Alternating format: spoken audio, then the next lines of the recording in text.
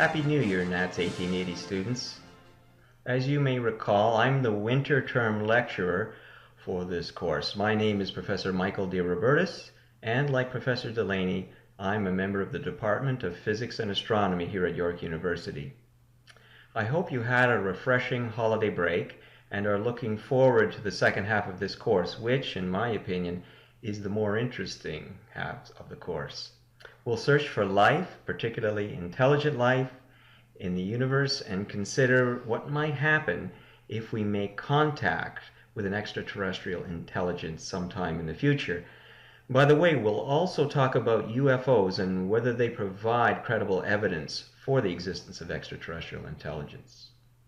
The winter term will proceed administratively just like the fall term, with each chapter broken up into a few sections, each of which with its own quizzes.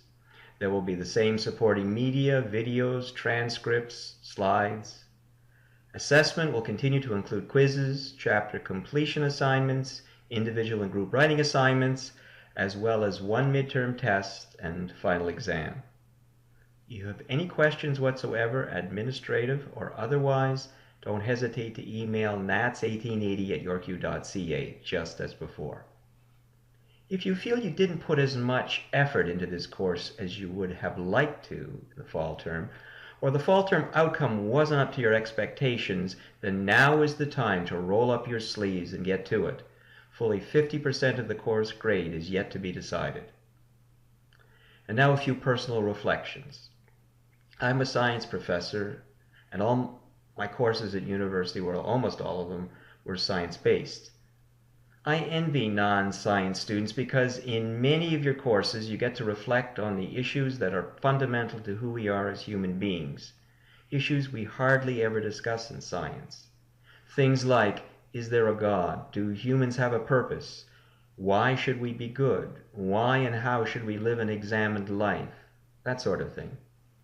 You may have heard this before, but I'll say it again. For most of you, your time at university is the last and best chance you'll have to reflect on the big picture issues that humans have wondered about and grappled with for millennia. Once you leave university for a career, you won't have the time and opportunity to ask experts such as professors or TAs for guidance.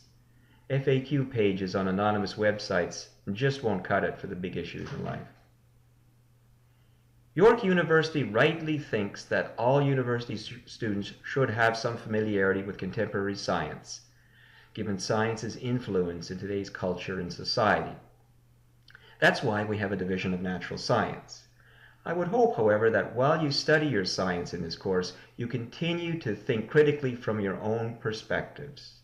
That is, keep the big picture issues in mind and note the assumptions scientists have made and question whether they are warranted. If you feel there are weaknesses in these assumptions, feel free to email me to discuss things further. By the way, it is my informed opinion that religion plays a very important and constructive role in society, so don't ever imagine that you have to be an atheist or an agnostic to be a good scientist. Before signing off, two things. First, Earth reached perihelion in its orbit on Saturday, January 2nd. That is, Earth was closest to the Sun in its orbit on that day. Why do I raise this point? Well, the overwhelming majority of educated adults think that Earth is closest to the Sun in June or July when it's the hottest in Canada. Wrong. The Sun is closest when it's arguably the coldest in Canada. Then what causes the seasons? Well, we'll revisit the answer to this question in the winter term in this course. But this is just one example of why science is so important to an informed society. Second, despite the intro, I'm not really a Star Wars fan or a science fiction fan by any means, but I thought it would be fun to usher in the new term with something that is culturally hot. The music to conclude this video is highly appropriate to our first chapter and much more to my taste. Do you know its composer and its title? Good luck this term.